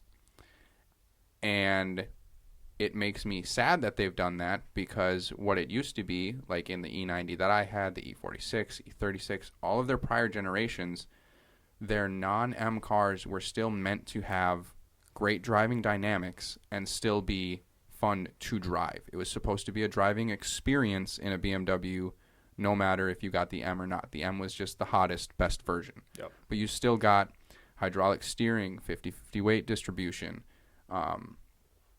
proper feel with their rear-wheel drive, still light steering through their all-wheel drive. It's not overly heavy. You know, it was meant to be performance even in their non-performance models. Yep.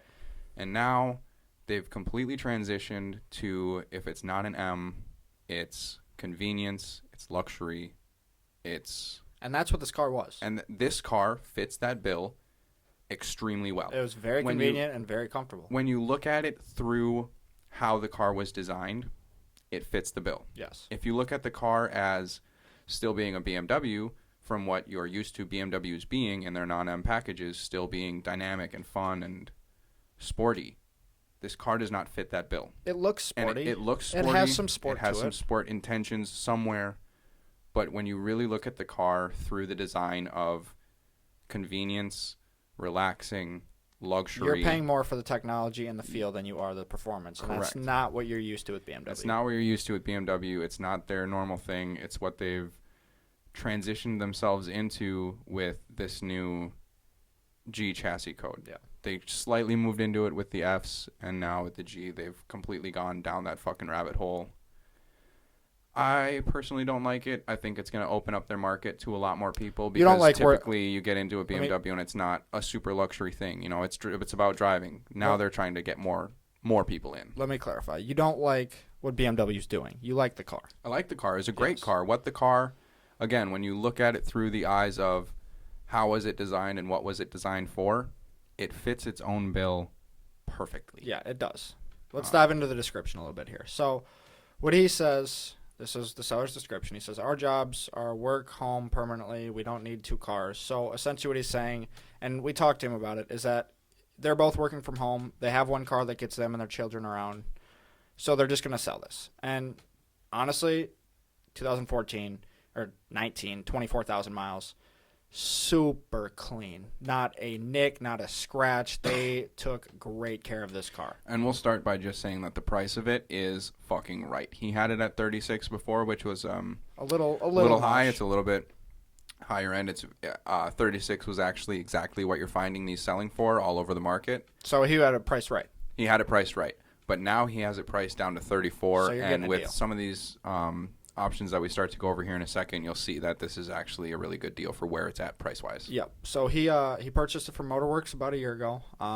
Purchased it with the maintenance package, ceramic paint protection, so it has a coat over the hood, the grill, the doors, the mirror covers, all the high impact areas that could be damaged by rock chips and whatnot are coated. And the maintenance package is transferable. That's going to go with you when you buy this car.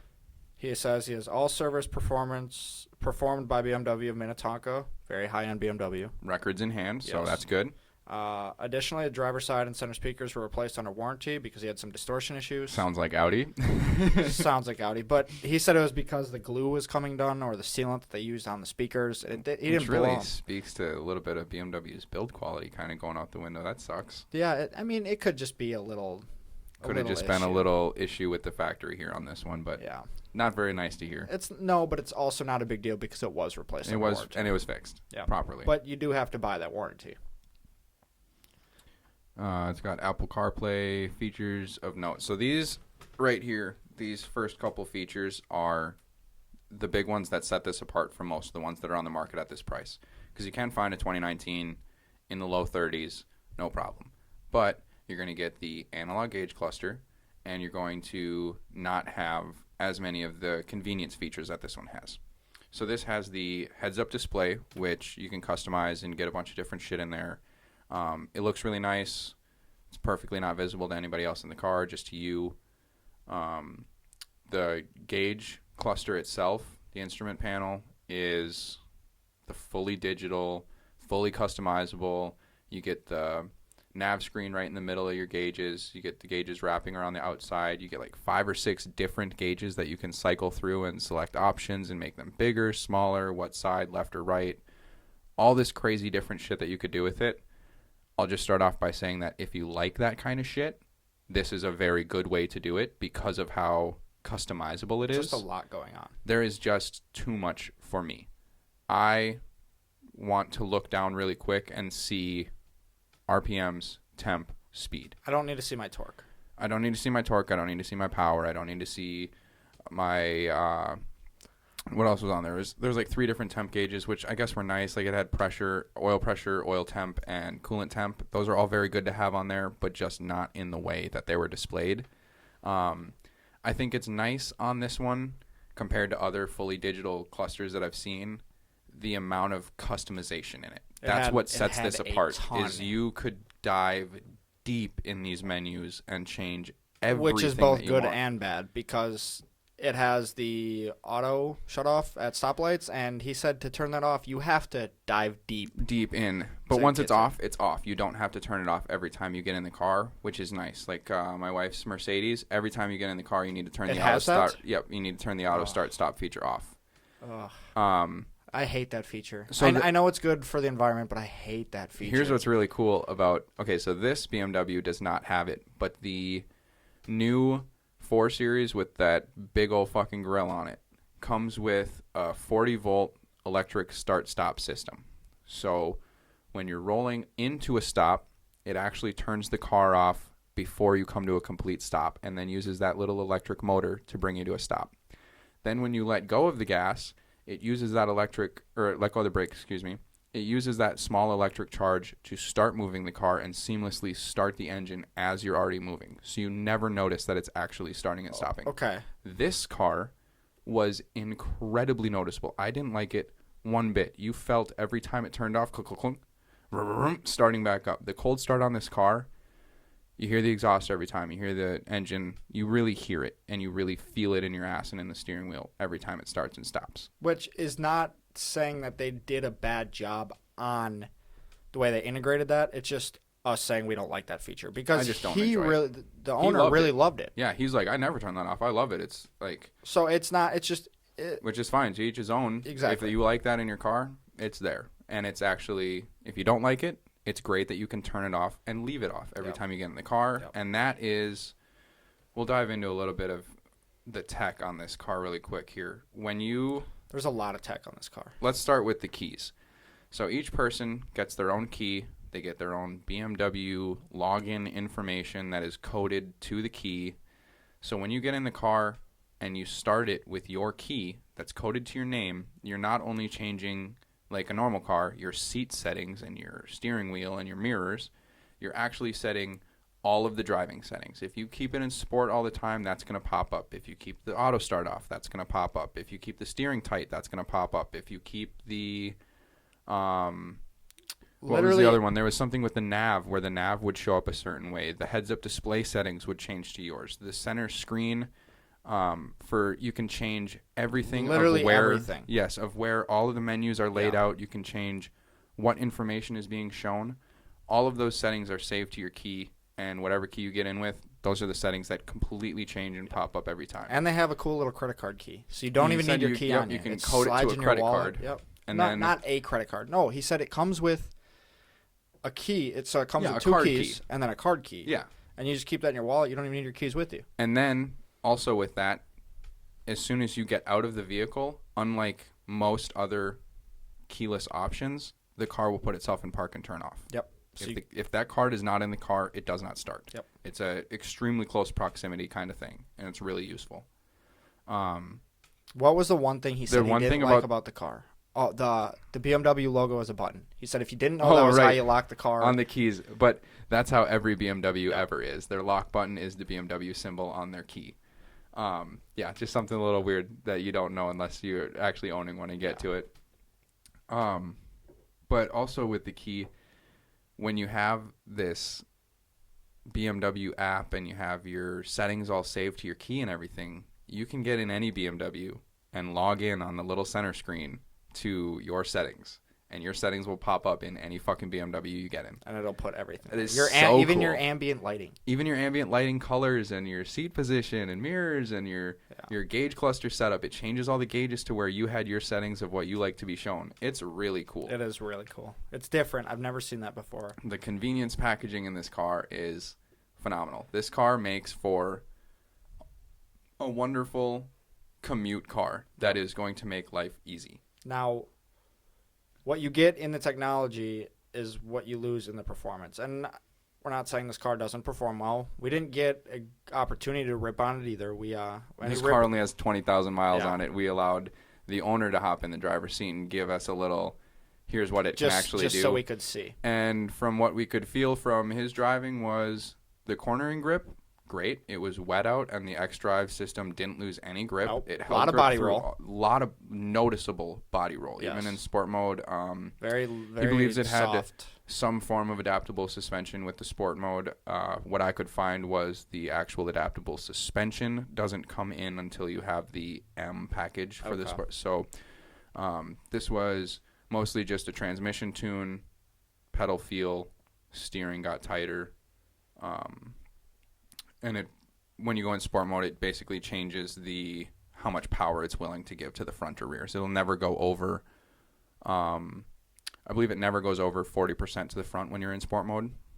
So you're getting some little changes, and the differences from going from regular to sport were very, very noticeable. Yeah. We each started out when we started driving it in regular drive, normal, smooth. The dual clutch transmission is slow.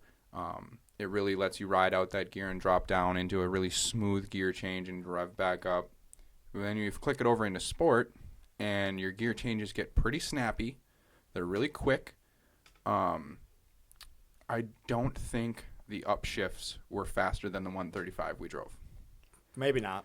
This was an 8-speed, and I actually couldn't find a definitive answer on whether or not this was a dual clutch or a standard 8-speed ZF transmission. But the dual clutch that we drove on the 135i, that was so fast. had a noticeably aggressive, fast upshift. Yeah. It would snap you down into the next gear. This one, click it, you go to the next gear.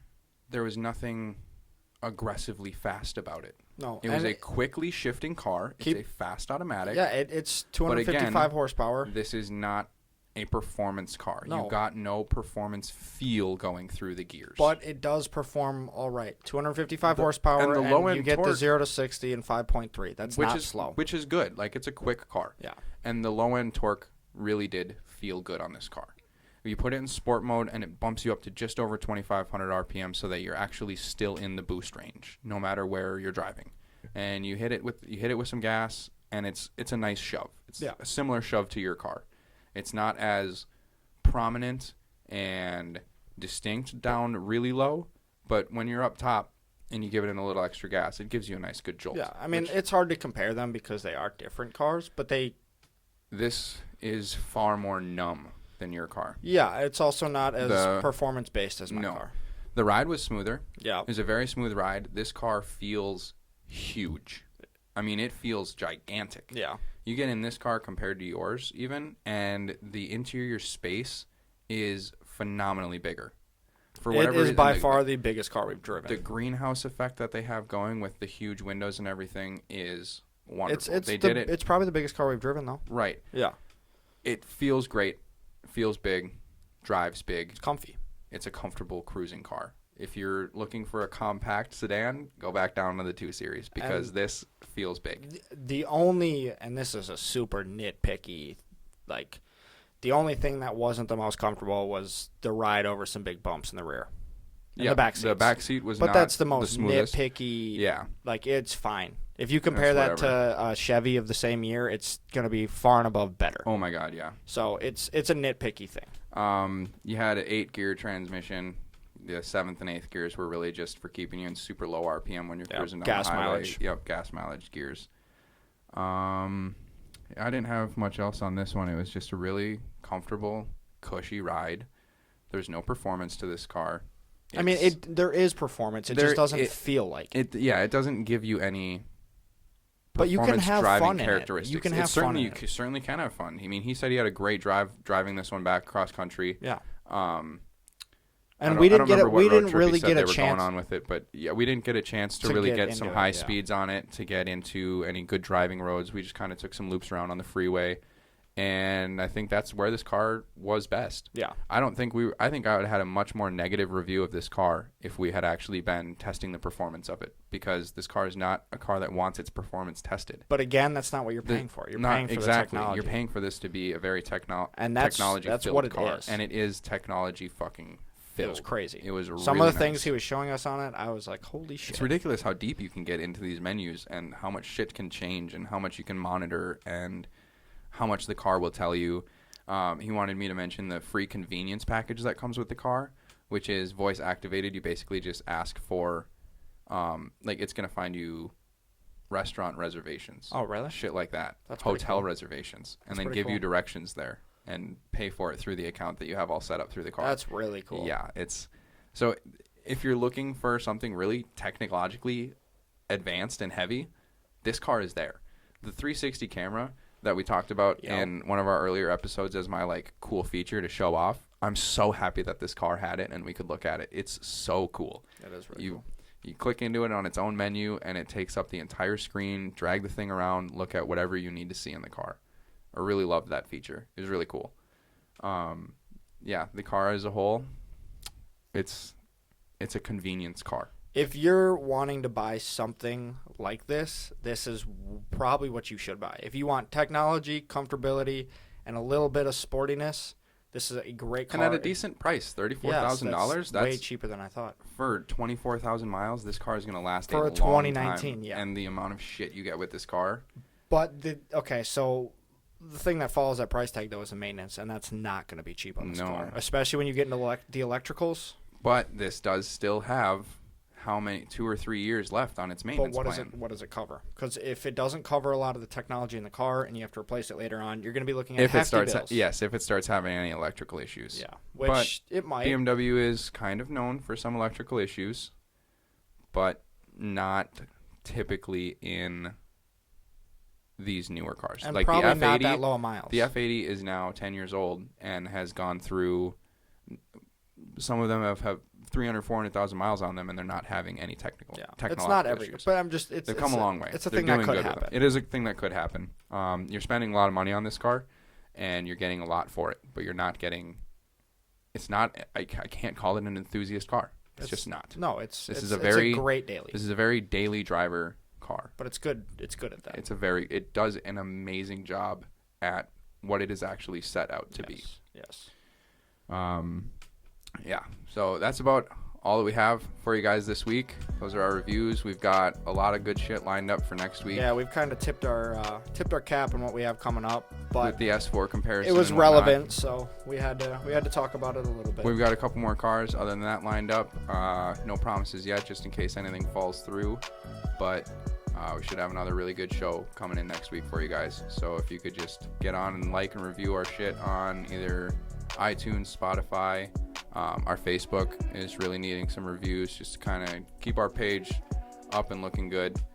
We just wanted to give another big shout out and thank you to all of the owners that have allowed us to come and drive your vehicles, and all the future owners that are listening to this now to see if they're interested in having us come out. Thank you for the opportunities. We will treat your car kindly. Yes, we always do. Thanks for listening. Have a good day. Bye.